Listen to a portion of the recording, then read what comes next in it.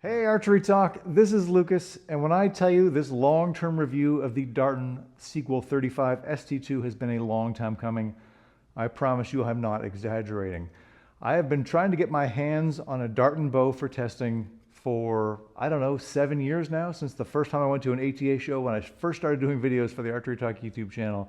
I have been badgering and bugging Darton every single year to try to get a bow, and it has finally come together at the perfect time with this new Sequel 35 ST2. It has been an absolute treat to shoot this bow. But before we get into details, let's look at the specs. This bow has an axle length of 35 and 1/8 inches, a brace height of 6.3 inches, a IBO rated speed of 331 feet per second with the standard mods, and 335 to 36 feet per second with the speed mods, which are included. More on that in a minute.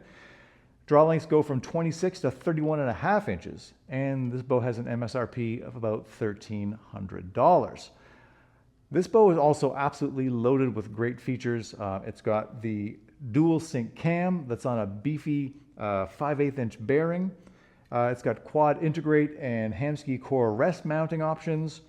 It's got that included speed mod, so you don't have to pay any extra for it. It comes in the box. It's also got 2 different sets of draw stop posts. Also, you can kind of choose how much let off you would like to have on those. All of this comes with the bow. No extra purchases required to do anything like that you would want to do. I really appreciate when brands kind of give you everything you need to get the most out of your bow. And one thing I haven't mentioned is the fantastic tuning system that Darton has come up with this year. They call it their perfect tune and perfect timing. The perfect timing is my absolute favorite way to time a bow that I have ever seen. You simply loosen the set screw, and then you can add twists or take twists off of each of your cables just by twisting this right here. It is a fantastic feature. It could not work any easier. I've not seen any other simpler way and more kind of precise way to add or subtract twists from your cables to get your cams absolutely timed up perfectly. The perfect tune is similar to the other tuning methods we've seen from the likes of Bowtech and Elite in recent years. This one's all done kind of in the limb pocket. There's just one bolt here that you kind of screw down as much as I think 2 turns on either side. You kind of choose which one you want to turn down to kind of move your tear rather. So I think you could fix a fairly significant tear just by adding twists to this bolt on this side or moving it to that side. And they've got one top and bottom. It's another great way to make tuning adjustments to your bow without ever having to touch a bow press. I'm all for that. I am eager to see more manufacturers adopt that kind of technology. There's a lot doing it right now. So we've got, as I've mentioned, we have Bowtech, Elite, now Darton is doing it, Matthews is doing it, Obsession and Martin are doing it. I can't wait to see who else kind of comes out to the table with more of that technology in the future. But for now, Darton's is as good as anybody's. Tuning is all well and good, but let's talk shooting this bad boy, and we'll maybe start with speed. I have tested this bow at 70 pounds of draw weight, 30 inches of draw length, and with a 350 grain arrow. And using the speed mod, I saw speeds of 331 feet per second. That is just 4 feet per second lower than its advertised speed. Absolutely incredible. Better yet, if you don't mind losing about 5 feet per second, you could put on the standard mods that come on this bow as well. And shoot maybe 325-ish, 324, something like that. And you're going to be met with the best draw cycle of any bow I've shot this year. Darton has hit it out of the park the last couple of years with their draw cycle as far as I'm concerned. Again, this is the only one I've ever had a chance to test long term, but when I shot the sequels last year at the 2024 ATA show, it was my favorite bow to shoot there, and I think I had it number 2 at this past ATA show in January.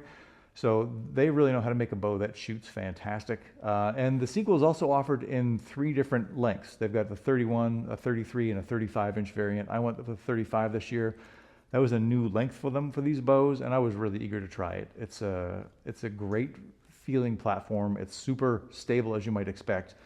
And for me, this is a bow that would be fantastic in almost any situation. So if you just want a hunting bow and you've got, you're a longer, taller draw length guy, this is an absolute perfect fit. And then it transforms perfectly over to be used for 3D or field archery or target archery if you really want to have some fun.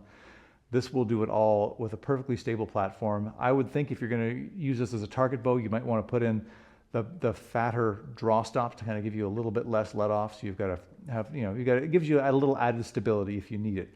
That's something I personally like when I'm shooting a target bow. Your mileage may vary. But overall, I've been really thrilled with what Darton has got going on with the Sequel this year.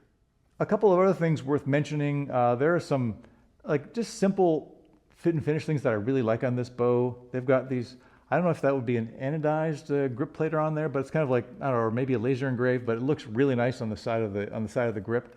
The grip itself is among my favorites of the bows I've shot this year. Again, super flat on the front, which I really need on a bow. Fairly narrow, and it fits in my hand really nicely. So Darton's doing all of those things right, and it's also, the finish on the bow is also, no complaints at all. It's a great looking riser. I like all that skeletonizing they've done. They've ticked a lot of boxes for me this year. And if you were in the market for a bow that is super stable, that is plenty fast, the second fastest bow of any I shot this year, and the best draw cycle of any bow I've shot this year, I would do yourself a big favor and try to find a Darton dealer near you and get out and test one for yourself. Archery Talk, thank you so much for watching. Please like, share, and subscribe. It helps the channel an awful lot, and we'll see you soon.